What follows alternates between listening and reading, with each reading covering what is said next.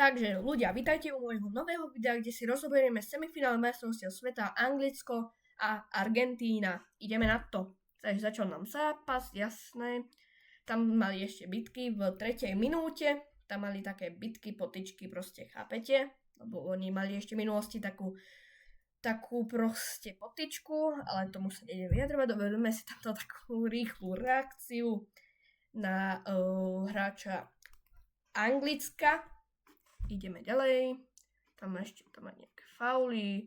Rhys James tam bol veľmi pod tlakom, lebo Argentínčania aj Angličania tam napádali Rhysa Jamesa. Myslím to tak, že Argentínčania aj Angličania presovali. Keď mala Argentína, to Anglicko presovalo a zase naopak.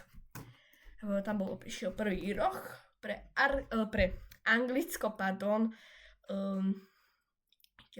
Infantino prišiel, všetci tam boli plní emócií, aj lavička, lebo chceli samozrejme Argentínčania postúpiť do finále, ako vždy, logické.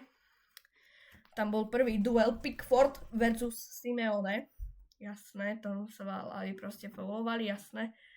Potom Anthony Gordon, nová posiela Barcelóny, tam mal prvú strelu zápasu. Takže tak, potom sa tam ešte fauli, proste chápete. Emiliano Martinez tam mal potom prvý zákrok, ktorý bol pomerne ľahký pre neho. Tam bol ešte faul, ale bez karty. Dneska to sa celkom dosť púšťal, ale pochopiteľné, lebo zo zoznamu to bolo aj vidno, že niektorí hráči hrali loptou, niektorí nie, niektorí nezakročí, tak chápete. Potom tam bola naša obľúbená občerstvovacia prestávka, hydration break, jasné, naša obľúbená. Teda čo? Dobre, no, potom tam ešte boli potyčky, zase žltá karta pre Andersona prišla, lebo fauloval Lionela Messiho, ho strčil. Tam prišla žltá karta pre Lisandra Martineza, ale dali ho aj potom dole pochopiteľne, lebo Lisandro Martinez je taký typ hráča, proste fauluje a zbytočne potom dostane ďalšie žlté a potom bude to rovno červená. Takže tak išiel aj potom dole. Potom prvý polčas bol taký, ako boli tam strely, pozrite sa, jasné. Boli tam strely, boli. Jedna strela, dve strely, jasné. Neviem, podľa mňa to bolo také 50-50 polčase. A pochopiteľne možno pre niektorí tuto máte ratingy na Fotmobe pred prvým polčasom. Takže tu máte. Ideme na druhý polčas. Druhý polčas nám začal. Julián Alvarez tam hneď mal strelu, ale nedokázal ju premeniť. Ďalšia strela tam mal dve dobré šance, ktoré nedokázal využiť. Takže potom tam prekvapivo Jude Bellingham vyhral súboj s Lionelom Messim. Potom jasné. To ako prekvapivo, ale Romero ináč dneska mal veľmi dobrý zápas. Môžete sa na to aj sami pozrieť, aký mal rating. 7,9, čo je v pohode. Celkom dobrý zápas, by som povedal, na stopera. Proste pozrite sa na tie štatistiky Romerove, jo. Pozerajte, jo. Na tie štatistiky. Má 28 rokov, čiže je pomerne mladý. Proste pozerajte sa proste. Asistencie 0. Ale pozrite toto. Defenzívu, tackles, blocks, všetko proste. Romero je dobrý stoper, ináč, by the way, ktorý hrá za Argentínu. On má v Argentíne veľmi dobré zápasy. Prišla tam aj žltá karta. Výborne. Romero. A potom v 55. minúte prišiel gól od Anthonyho Gordona, nová posiela Barcelóny. A ešte vám môžem aj ukázať také videjko, ktoré dávala Barcelona na X-ku, na Twitteri, teda. Môžeme sa hneď na to pozrieť. Toto je ono. Vidíte. No, proste. To bolo asi pretočené, alebo to môžete niečo Barcelona nahrala, alebo tak. Tak dal akože World Cup, ale nie to Barcelona dala. taký vtipný incident trošku. Veľmi pekný gól od parádny center od Declana Ricea, či nie, to bol Morgan Rogers, pardon. Ale aj Declan Rice mal veľmi dobrý zápas.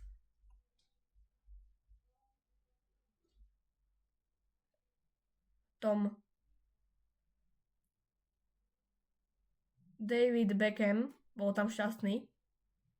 Samozrejme, lebo on fandil Angličanom. A síce akože majiteľ klubu Inter Miami a má tam Messiho.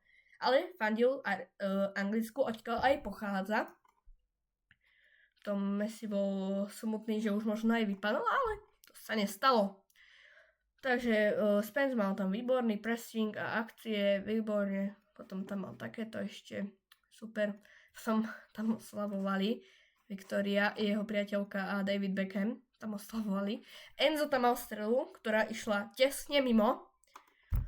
Potom Angličania tam úplne zaparkovali autobus, lebo už sa proste stiahli a vieme, čo to znamená.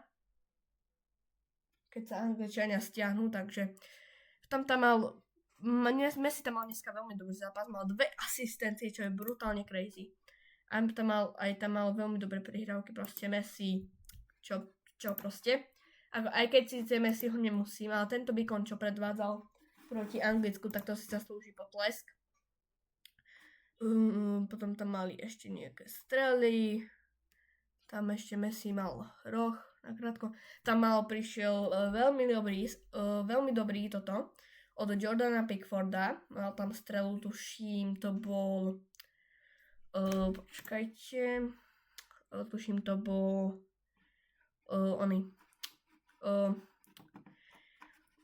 González to bol, hlavičkovala, vychytal to výborne. Jon González, si tam mal výborný tiež pas. Dobre. Lebo sa nevyjadrujem, potom tam mali 3 striedania naraz. Rodrigo de Paul prišiel, Otamendi a Montiel prišli do hry. McAllister tam mal tyčku. Ako Angličania tam mali veľké šťastie. Takže tak. Pickford tam mal znova ďalší zákrok. Tam mali ďalší kamo. Argentína mal strašné šťastie. Potom Lautaro Martinez prišiel do hry pre posledných 10 minút v 81. minúte. Namiesto tam prišiel tuším tam prišiel namiesto Simeoneho, ak sa nemýlim. On prišiel namiesto Tagliafica, takže on to tam celkovo premiestnili tie zostavy a tak. Takže tak. Dobre, potom Goat prišiel do hry, Dan Burn, vysoký. Kamo, koľko on má vlastne centimetrov, viem to niekde nájsť.